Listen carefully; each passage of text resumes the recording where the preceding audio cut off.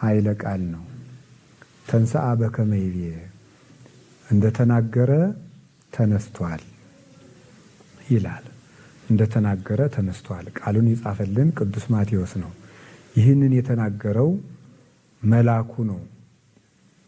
ጌታችን መድኃኒታችን ኢየሱስ ክርስቶስ መከራውን ለኛ ብሎ ታግሶ ከተቀበለ በኋላ ከቀኑ በ6 ሰዓት ተሰቅሎ 7ቱን ተአምራት አድርጎ መንግስቱን ገልጦ ሊቀ ካህናት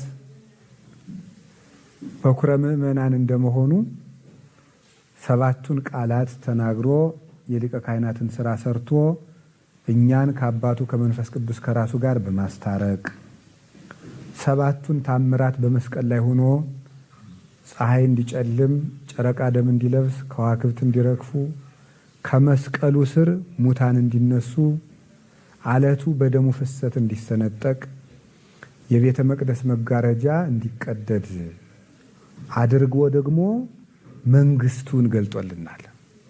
በ7ቱ ቃላት ሊቀ ካህናትነቱን፣ ሰው ሆኖ ለኛ መሞቱን፣ በ7ቱ ታምራት ደግሞ መንግስቱን፣ ጌትነቱን፣ እግዚአ ዓለማት መሆኑን፣ በፍጥረት እጅ እየተሰቀለ ነገር ግን ፈጣሪ መሆኑን፣ ፍጥረታትን በሞት ሆኖ እየገዛ በሕማም ሆኖ እየገዛ ሞቶ ሳለ ሕያው ተሰቅለ በድካም ወሐይወ በኃይል እግዚአብሔር ይላል ቅዱስ ቄርሎስ። በሰው ድካም ተሰቀለ፣ በእግዚአብሔርነቱ ኃይል ደግሞ ሕያው ነው። ሞትን አሸነፈ። ልዑል ዘይትነከር ትሑት ዘይሐምም የሚደነቅ የሚመሰገን ልዑል እግዚአብሔር የሚታመም ደግሞ ትሑት ነው ይላል ቅዱስ ሳዊሮስ ዘአንጾኪያ በሃይማኖተ አበው ሲናገር። ስለዚህ የሚደነቅ ልዑል የሚታመም ትሑት፣ እኛን ለማዳን የሚታመም ትሑት ነውና በባሮቹ እጅ የተሰቀለ የሞተ የተገረፈ እርቃኑን የዋለ የተቀበረ እንደ ሰው የሚደነቅ ልዑል የሰማይ ሰራዊት ከምድር ጋር ተባብረው የሚያከብሩት አምላክ መሆኑን መንግስቱን በሞቱ ገልጦ ነበረ። ፀሐይም የፈጣሪን ርቃንማ አላሳይም ብላ ከቀኑ 6 ሰዓት እስከ 9 ሰዓት ድረስ ጨለማ ውላለች። ፀሐይ ጸልመ ወወርህኒ ደመ ኮነ ወከዋክብት ወድቁ ፍጡነ ከመ ኢይራዩ ርቃኖ ለዘአልበሶሙ ብርሃነ ይላል አባ ጊዮርጊስ በሰዓታቱ። ፀሐይ ጨለመ፣ ከዋክብት ረገፉ፣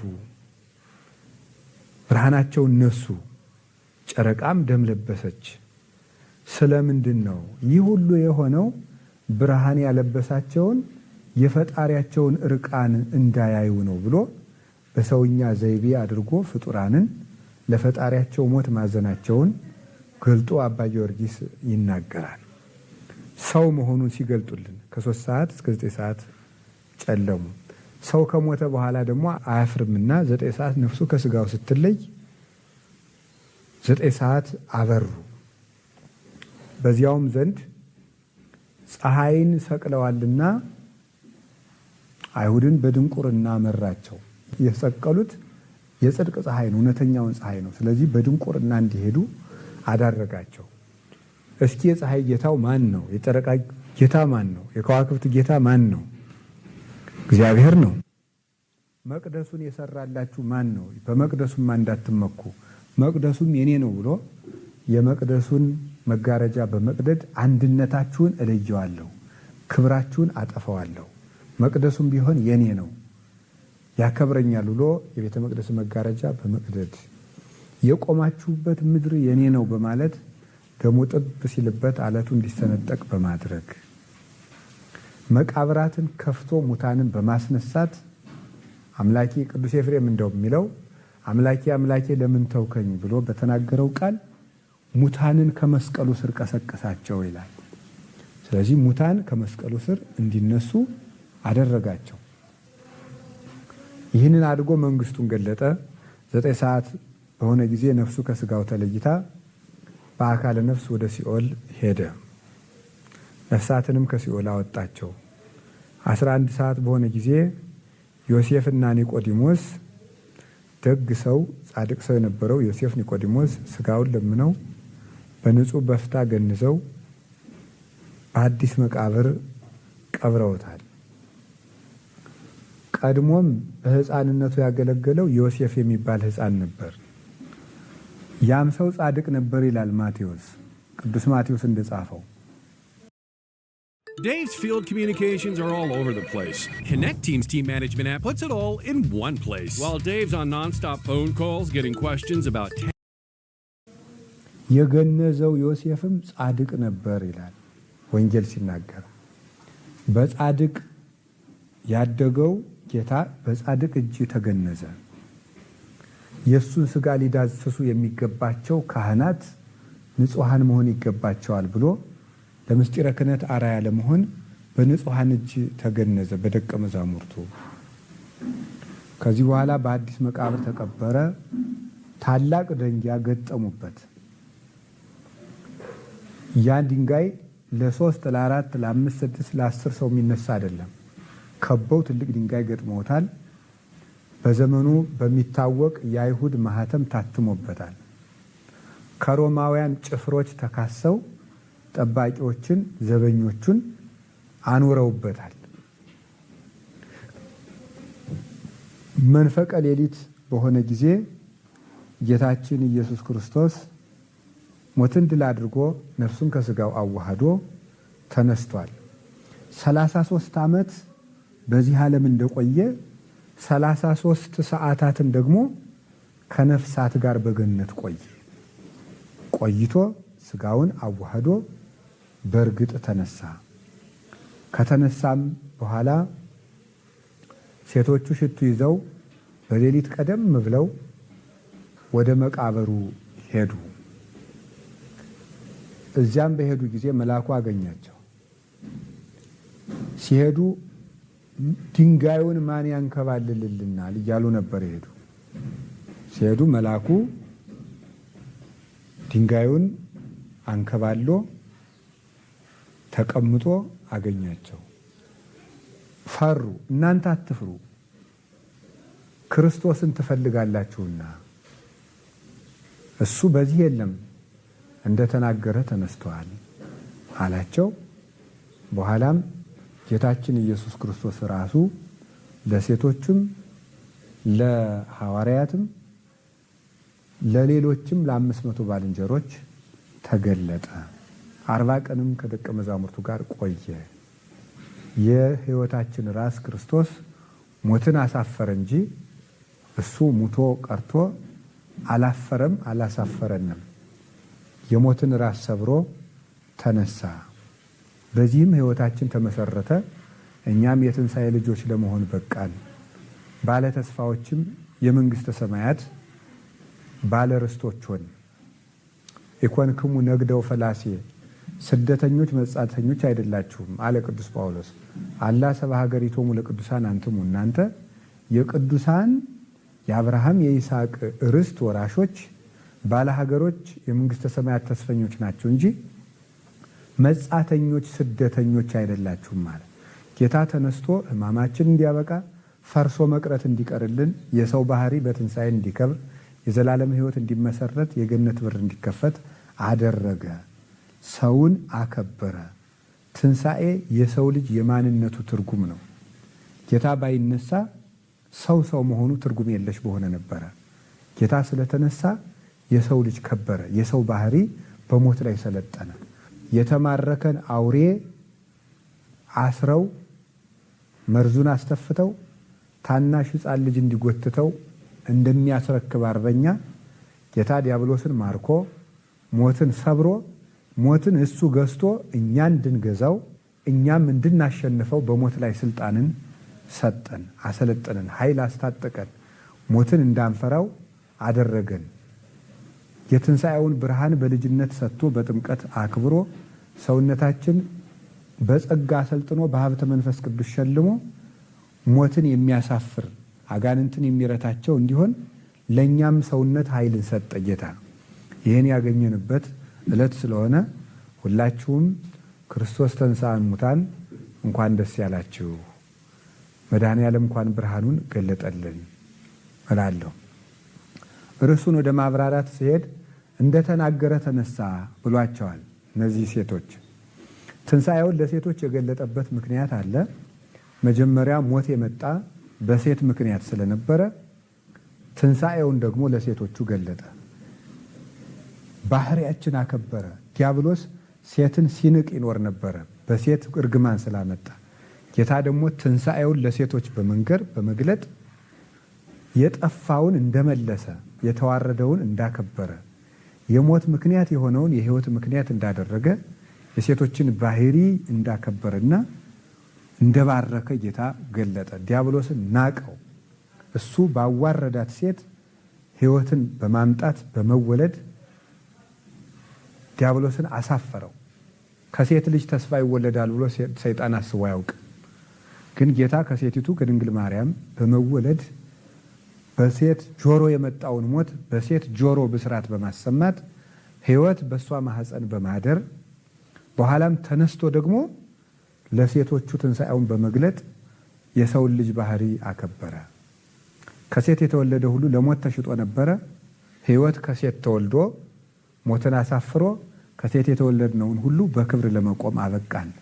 የጸጋው ተሳታፊዎች፣ የመለኮቱ ግብር የባህሪ ክብሩ ተሳታፊዎችና ባለሟሎች፣ የክብሩ ወራሾች፣ የክብሩ ቀዳሶች፣ የዘላለም ነገስታት እንድንሆን እሱን ራስ አድርገን ተሰብስበን በሱ ፍቅር ተሸልመን እንድንኖር ለጸጋ፣ ለዘላለም ሕይወት፣ ለባለሟልነት፣ ለሰማይ መንግስት፣ ለክብር፣ ለባለሟልነት ጠራን። የሁሉ የበቃ ነው በትንሣኤው ነው።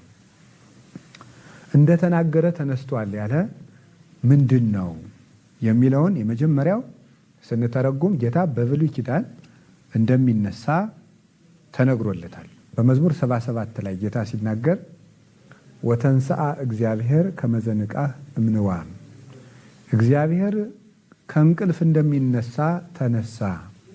ወከመ ኃያል ዘህዳገ ወይን አለ። ከወይን ስካር እንደሚነሳ ስካሩን እንደለቀቀው ጎልማሳ እንዲሁ እግዚአብሔር ተነሳ። ወቀተለ ጸሮ በድህሬሁ፣ በኋላውም ጥልን አጠፋ። ወአልበሶሙ ኀፍረተ ለጸላይቱ፣ ጠላቶቹንም ጉስቁልና ለበሳቸው ይላል። እግዚአብሔር ከእንቅልፍ እንደተነሳ ተነሳ ያለው እግዚአብሔር ወልድ ሞትን ድል አድርጎ ስለተነሳ ነው። ጠላቶቹን በኋላው ገደለ ያለው በመስቀሉ ጥልን ገደለ ማለቱ ነው። ከጀርባው ባለ መስቀል በኋላው ጥልን አጠፋለ። ከጀርባው ባለ መስቀል ጥልን ዲያብሎስንና ሞትን አጠፋ። ለጠላቶቹም ጉስቁልናን ኀፍረትን አለበሳቸው ማለት ላጋንንት ኀፍረትን ጉስቁልናን አለበሳቸው ተብሎ ትንሣኤው ተነግሮለት ነበረ። ከዚያ በምሳሌም ዮናስ በአሳ አንበሪ ውስጥ 3 መዓልት 3 ሌሊት በከርሰ መቃብር አድሮ ተነስቶ ነበረ። ይህ ግልጽ ትንቢት ነው። ጌታም ይህንን ምን ብሎ ተናግሯል? በማቴዎስ ወንጌል ምዕራፍ 12 ቁጥር 40 ላይ ሲናገር በከመ ነበረ ዮናስ ውስተ ከርሰ አንበሪ ሰሉሰ ዕለታተ ወሰሉሰ ለያሌ ከማሁ ሀለወ ለወልደ እጓለ እመሕያው ይንበር ውስተ ከርሰ ምድር ሰሉሰ ዕለታተ ወሰሉሰ ለያሌ። ዮናስ በአሳ አንበሪ ሆድ ውስጥ 3 ቀን 3 ሌሊት እንዳደረ የሰው ልጅም በምድር ሆድ ውስጥ 3 ቀን 3 ሌሊት ይቆያል እና ይነሳል ብሎ ጌታ አስተምሯል። በቁሙ በቃል አስተምሯል። እነሳለሁ ብሎ ይህንን የነገራቸው ምንድን ነው? ጌታ እኔ በእግዚአብሔር ስልጣን አጋንንትን አወጣለሁ አላቸው። እነሱ አይሁድ በቢኤል ዜቡል ያወጽኦሙ ለአጋንንት፣ በአጋንንት አለቃ አጋንንትን ያወጣል ቢሉት እኔ በእግዚአብሔር ስልጣን ነው አጋንንትን የማወጣ አላቸው። በእግዚአብሔር ስልጣን አጋንንትን አወጣለሁ ሲላቸው ምን ብለው ጠየቁት? ለዚህ ምን ምልክት ታሳየናለህ አሉት። ምልክት ታሳየን፣ በእግዚአብሔር ስልጣን አጋንንትን አወጣለሁ ካልክ እግዚአብሔር ለመሆንህ ምልክትህ ምንድን ነው ማለታቸው ነበረ። የእግዚአብሔር ልጅ እግዚአብሔር ነውና ምን ብሎ መለሰላቸው ጌታ? ዘማ ትውልድ እሉት ወግፍቲት ትምህርተ ተአስስ። ዘማዊና መንዝራ ትውልድ ምልክትን ትሻለች። ወትምህርት ሰይቱ ሀባ ዘእንበለ ትእምርተ ዮናስ ነቢይ። ምልክት ግን አይሰጣትም ከዮናስ ምልክት በቀር አላቸው። እንግዲህ ዘማዊ ማለት በሚስቱ በባሉ ጸንቶ የማይኖር ወንድ፣ ሴት በሚስቱ የማይጸና ወንድ፣ በባሏ የማትጸና ሴት ዘማዊ ይባላል። ነገሩ አንድ ሆኖ ሳለ ሴት ወንድ የምትለውጥ፣ ነገሩ አንድ ሆኖ ሳለ ሴት የምትለውጥ።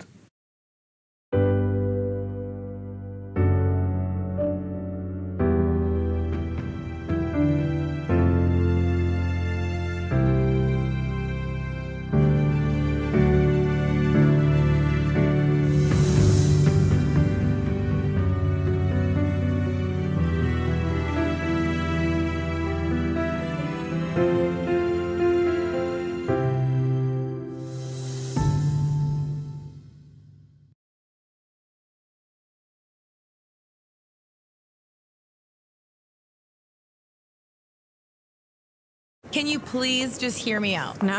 All work management platforms are the same. They take forever to learn, and in the end, nobody uses them. Monday.com is the one you'll actually love to use. It lets you set up your workflows yourself. No admin, no long approval process. You're in charge. I don't have time to set up workflows. That's fine. Monday also has a ton of templates you can choose from, so you can be up and running in no time. It's both flexible and standardized. Sounds too good to be true. You know that llamas are biologically incapable of lying. How would I know that? Anyway, did you see the dashboards? They update in real time from your team's day to day, so you're always in control. No freaking way.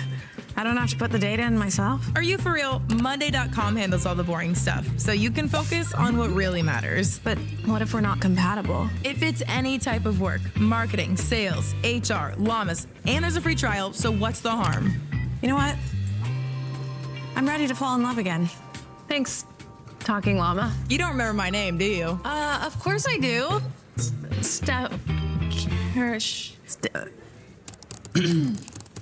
Monday.com, the first work platform you'll love to use. Can you guys see her? Can anyone see Elsie?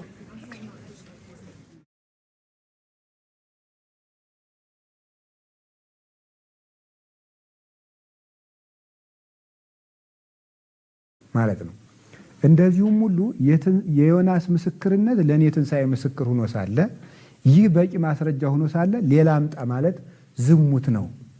የዮናስ በአሳ አንበሪ ውስጥ መኖር ለእኔ ትንሣኤ ምስክር ነው። ሌላ ምልክት አልሰጥም። ሌላ መለወጥ ዝሙት ነው። ይህ በቃችሁ፣ ይህ ምስክሬ ነው አላቸው። የማቴዎስ ወንጌል ምዕራፍ 12 ቁጥር 40 ላይ ጌታም ይህንን ምስክር አድርጎ በሶስተኛው ቀን በመነሳት እንደተናገረ ተነሳ። 3 ቀን ነው የምቆይ እንዳለ 3 ቀን ቆይቶ ተነሳ አላቸው። እንደተናገረ ተነሳ ያለበት አንዱ ይሄ ነው።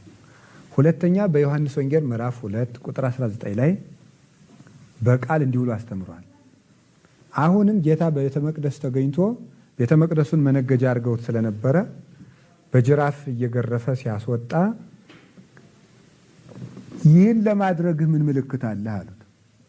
ቤተ መቅደሱ የእግዚአብሔር ነው። አንተ ቤተ መቅደሱን የምታጸዳበት የእግዚአብሔር ልጅ የመሆንህ የእግዚአብሔርነት ስልጣንህ ምልክትህ ምንድን ነው አሉት። ንስትወ ለዝንቱ ቤተ መቅደስ ወበሰሉ ስለት አነሰው። ይህን ቤተ መቅደስ አፍርሱት፣ በሶስተኛው ቀን አነሳዋለሁ እሰራዋለሁ አላቸው። እነሱም በ46 ዓመት ታንጸ ዝንቱ ቤተ መቅደስ ዋንተሰ በሰሉ ስለት ታነሰው።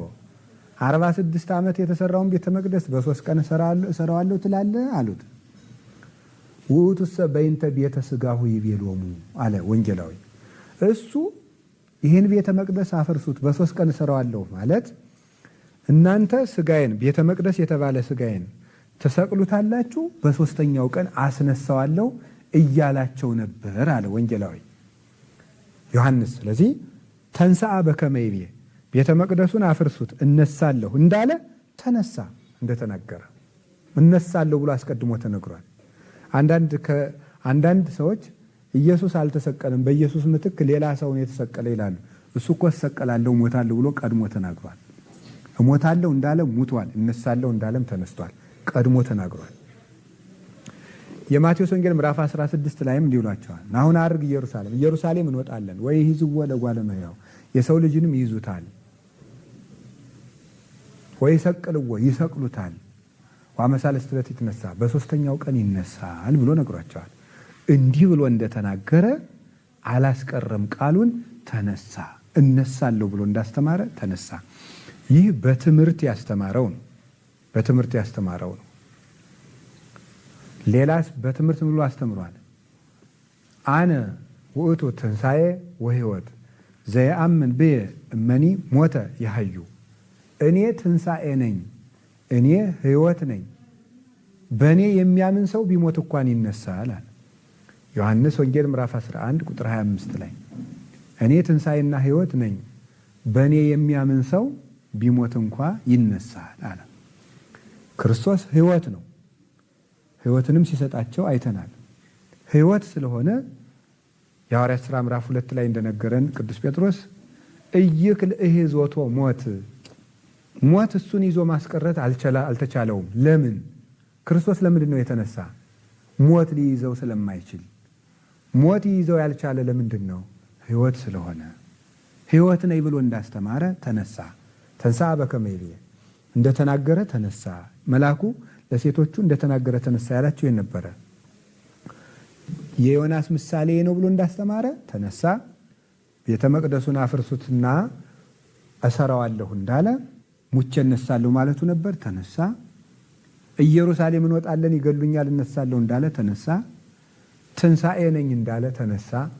ሕይወት ነኝ እንዳለ ተነሳ።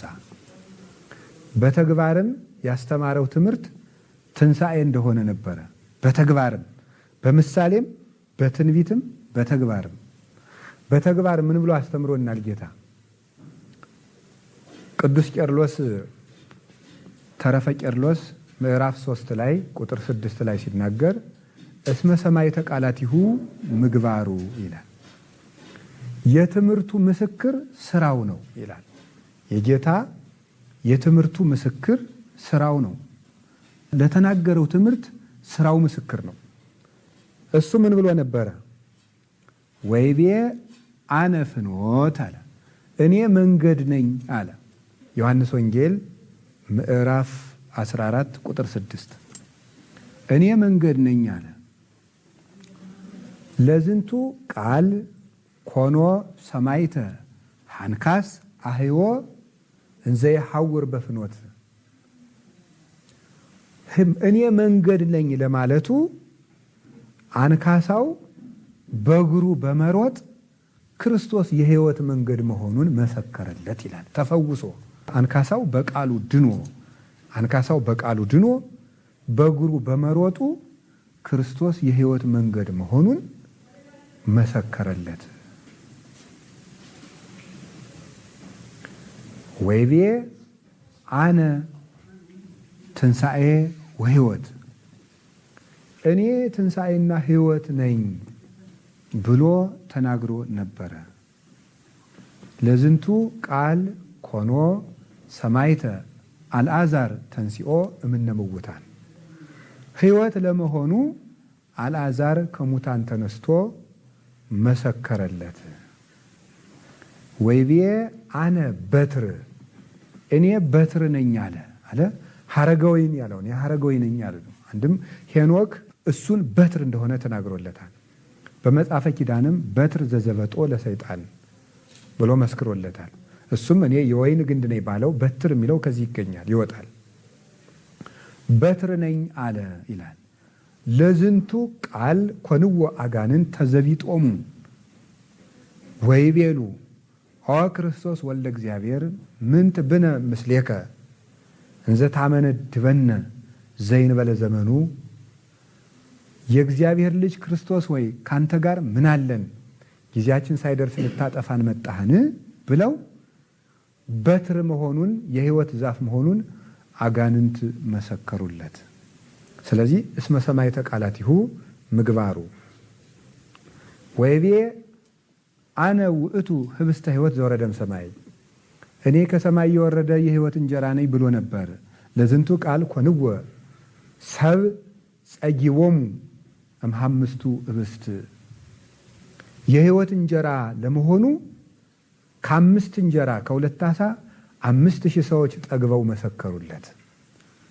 ስለዚህ ጌታችን ኢየሱስ ክርስቶስ በተግባሩ የሚመሰክር ጌታ ነውና ትንሣኤ መሆኑን በቃሉ እንዳስረዳን፣ በተግባር እንዳስተማረን፣ በትንቢት እንዳስተነበየ፣ በምሳሌ እንዳስመሰለ፣ በቃሉ ሙት እንዳስነሳ፣ በቃልም በተግባርም እንደተናገረ ተነሳ። እሱ ሕይወት ነውና ብሎ ነግሮናል። ክርስቶስ ሕይወት መሆኑ መስክሮ ነበር። ተነሳ። ተነስቶም ለሴቶቹ ታየ፣ ለሐዋርያት ተገለጠ። በኋላስ መነሳቱን በምን አረጋገጠ? ከደቀ መዛሙርቱ ጋር 40 ቀን አብሮ በመኖር ዕለቱን ተነስቶ አድርጎ ቢሆን አልተነሳም ውሸት ነው ይባል ነበረ። ለስም አጠራሩ ክብር ምስጋና ይግባውና ትንሣኤው እውነት መሆኑን ለማስረዳት ከደቀ መዛሙርቱ ጋር 40 ቀን አብሯቸው ቆየ፣ ታያቸው። የዮሐንስ ወንጌል ምዕራፍ 21 ላይ እንደምናነበው በጥብርያዶስ ባህር ላይ ተገልጦ አሳ አብሯቸው በላ። በዮሐንስ ወንጌል ምዕራፍ 20 ላይ እንደምናነበው በተዘጋ ቤት ገብቶ ትንሣኤውን ገለጠ። If it scares me, then it's probably right for me. I think creativity is figuring out how to fully embody. የእናቱ ድንግልና ሳይጣስ ተጸንሶ ሳይለወጥ ለመወለዱ፣ በተዘጋ ማህፀን ለመወለዱ፣ በታተመ ማህፀን ለመወለዱ በተዘጋ መቃብር ሳይከፍት ተነሳ። በተዘጋ መቃብር ሳይከፍት ለመወለዱ በተዘጋ ቤት ሳይከፍት ገብቶ ለደቀ መዛሙርቱ ሰላምን ሰጣቸው። ትንሣኤውን ለሐዋርያት ገለጠ። ይህ ብቻ አይደለም፣ አርጎ መንፈስ ቅዱስን ላከ። ስለዚህ ምን አለ ቅዱስ ጳውሎስ? ወአርአየ ከመ ወልደ እግዚአብሔር ውእቱ በኃይሉ ወበመንፈሱ ሮሜ ምዕራፍ 1 ቁጥር 4 ላይ ሞትን ድል አድርጎ በመነሳቱ መንፈስ ቅዱስን በመላኩ የእግዚአብሔር ልጅ እንደሆነ ገለጠ ይላል። ባይነሳ ኑሮ መንፈስ ቅዱስን ባላከላቸው ነበር። መንፈስ ቅዱስ በመውረዱ መነሳቱን በመነሳቱ ኃይሉን ገለጠ፣ እግዚአብሔር መሆኑን ገለጠ። ለዚህ ነው ክርስቶስ ተንሥአ እሙታን ስንል በአብይ ኃይል ወስልጣን በገናና ስልጣኑ ተነሳ የምንለው ይህን ነው። የማን ሞት? መንፈስ ቅዱስን ልኳል። በማን ሞት ሰዎች መንፈስ ቅዱስን ተቀብለው ኃይል አግኝተዋል። ስለዚህ ጌታችን ኢየሱስ ክርስቶስ በእርግጥ እንደተናገረ ተነስቷል። ደቀ መዛሙርቱንም ኃይል አስታጥቋቸዋል። ያ ኃይልም ተከትሏቸዋል። በትንሣኤው ኃይል ሰማዕትነት ተቀብለውበታል። ግፍ ተቀብለዋል። በግፍ ተገርፈዋል። በግፍ ተሰቅለዋል። በግፍ አንገታቸው ተቆርጧል። በግፍ ተሰደዋል። በእሳት ተወርውረዋል። ቅዱስ ጳውሎስም ለዚህ ነበር ክርስቶስ ካልተነሳማ እኔስ በየቀኑ ምሞት በከንቱ ነውን ይላል። ተስፋ ለሌለው ሕይወት ነው ምሞት ይላል። ስለዚህ ለትንሣኤው ምስክር አንዱ የደቀ መዛሙርቱ ተአምራት ማድረግ ነው። ነግሯቸው ነበር፣ እኔ እሞታለሁ፣ እነሳለሁ፣ እናንተ ፍሬ ታፈራላችሁ፣ ያ ፍሬ ለዘላለም ይኖራል። መጀመሪያ ዮሐንስ ወንጌል ምዕራፍ 12 ላይ እመዬ ወድቀት ተሰርናይዲ በምድር ባይታት ነበር፣ ስንዴ ቅንጣት ጭቃ ላይ ካልወደቀች ብቻዋን ትኖራለች ብሏቸው ነበረ። እኔ ካልሞት እናንተ ሕይወት አይኖራችሁም ማለት፣ ከወደቀች ብዙ ፍሬ ታፈራለች አለ። እሱ ሞተና ደቀ መዛሙርቱ አፈሩ። ዮሐንስ 15 ላይ ደግሞ ወእሬሰክሙ ከመ ትሁር ወፍሬ ትፍሬ ወውቱ ፍሬክሙ ይነብር ለዓለም፣ እንድትሄዱ ፍሬ እንድታፈሩ አድርጋችኋለሁ፣ ያ ፍሬያችሁ ለዘላለም ይኖራል አላቸው። ለዘላለም ይኖራል። የፍጡር ደቀ መዝሙር የዘላለም ፍሬ ማፍራት አይችልም። ክርስቶስ ግን ሕያው አምላክ ስለሆነ በትንሣኤው ኃይል ሰጥቶ በዚህ ኃይል ደግሞ ደቀ መዛሙርት አፈሩ። 12 የገሊላ ተራ ገበሬ የነበሩ ሰዎችና አሳ አጥማጆች የግሪክ ፈላስፎችንና የአቴና ፈላስፎችን በነገር የሚራቀቁትን የነገስታትን ልብ በምን ኃይል አሸነፉ ይባላል? በትንሣኤው ኃይል ነው ያሸነፉት። ቅዱስ ጳውሎስም ፊልጵስዩስ ምዕራፍ 3 ቁጥር 11 ላይ ሲናገር የትንሣኤውን ኃይል አውቅ ዘንድ ጌታዬን ቢቻለኝስ በሞቱ ልመስለው እወዳለሁ ብሏል። ስለዚህ የትንሣኤው ኃይል ቤተ ክርስቲያንን ኃይል ሰጣት። የነገስታትን ግርማ፣ ጦሩን፣ ሰይፉን፣ የፈላስፎችን መራቀቅ፣ የመናፍቃንን መደራጀት ሁሉ ያለፈችው ቤተ ክርስቲያን በትንሣኤው ኃይል ነው። የደቀ መዛሙርቱ ኃይል የትንሣኤውን ኃይል ያስረዳል። በዚያውም ላይ የተነሱ 500 ባልንጀሮች ከመቃብሩ ስር የተነሱ 500 ባልንጀሮችን ተገልጦላቸዋል። ወአስተርአዮሙ ለዘይበስሑ እምአምስቱ ምዕት ወመብዜቶሙ ሀለው እስከዚህ 500 ለሚበልጡ ባልንጀሮችም ተገለጠላቸው ብሏል ቅዱስ ጳውሎስ አንደኛ ቆሮንቶስ ምዕራፍ 15 ቁጥር 6። 500 ተነስቶ ለሐዋርያት ታያቸው፣ ለሴቶች ታያቸው። 500 ባልንጀሮች ከፍ ለሚሉ ባልንጀሮች ታየ። ከነዚያም አንዳንዶቹ እስከ ዛሬ ድረስ በሕይወት አሉ ይላል ቅዱስ ጳውሎስ። የጌታን ትንሣኤ ሲናገር ከመስቀሉ ስር የተነሱት ሰዎች ዛሬም አሉ፣ መጠየቁ ማየት ትችላላችሁ ብሎ ነው። በሕይወት ያሉ ሰዎችን ወወእለኖሙ ያንቀላፉም አሉ፣ የሕይወት ምስክሮችም አሉ። ሌላው የጌታችን የመድኃኒታችን ኢየሱስ ክርስቶስ የትንሣኤው ምስክር የጠላት ምስክር ነው። የጠላት ምስክር አይሁድ ያደረጉት ተንኮል ጌታ እንደተነሳ ምስክር ነው። የመጀመሪያው መቃብሩን ትልቅ ደንጊያ መግጠማቸው ነው። ያን ደንጊያ ማንም ማንሳት አይችሉም። ደቀ መዛሙርቱ እንኳን እንዳያነሱት ቅዱስ ዮሐንስ አፈወርቅ ይህን አንቀጽ ሲተረጉም እንደተናገረው በጾም በጸሎት የደከሙ ድሃ ምስኪን ሐዋርያት ያንን ድንጋይ የማንሳት ጉልበት የላቸውም ብሏል። ትልቅ ድንጋይ ነው የገጠሙት። ስለዚህ ያ መገጠሙ እንደታተመ ደግሞ መነሳቱ ሲከፈት ደግሞ ስጋው አለመገኘቱ የጠላት ምስክርነት ነው። ሁለተኛ በማህተም አትመውታል። ያ ማህተም እንደታተመ ነው፣ ታትሞ ታሽጎ ነው የተቀመጠ። ያ መታተሙ እነሱ እንዲያውም ቅዱስ ኤፍሬም ሲናገር እነሱ ተንኮል በጨመሩ ቁጥር የጌታ ትንሣኤው ይበልጥ ይገለጣል ይላል። ከዚህ ቀጥሎ አይሁዳውያን ጠባቂዎቹን መሾማቸው ነው። የሮማ ወታደሮችን ጠባቂ አድርጎ ሾመዋል። በዚያ ወራት ተሰቅሎ የሞተን ሰው ሮማውያን ያን ጊዜ በሮማውያን ሕግ መሰረት ነው የሚተዳደሩ አይሁዳውያን። በሮማውያን ሕግ መሰረት ተሰቅሎ የሚሞት ሰው የመጨረሻ ወንጀለኛ ነው። ተሰቅሎ የሚሞትን ሰው መቃብር የሚጠብቅ ሰው ደግሞ ያንን ተሰቅሎ የሞተ ሰው አጽም ወይም በድን ቢያሰርቅ እሱ የሚሞተው ተሰቅሎ ነው። ስለዚህ ወታደሮቹ ሊተኙ አይችሉም ማለት ነው። ለምን? ተኝተው አድረው በስጋው ቢወሰድ እነሱንም የስቅላት ሞት ይጠብቃቸዋልና ቅጣታቸውን ስለሚያውቁ ተግተው የሚጠብቁ ወታደሮች ተሹመውበታል።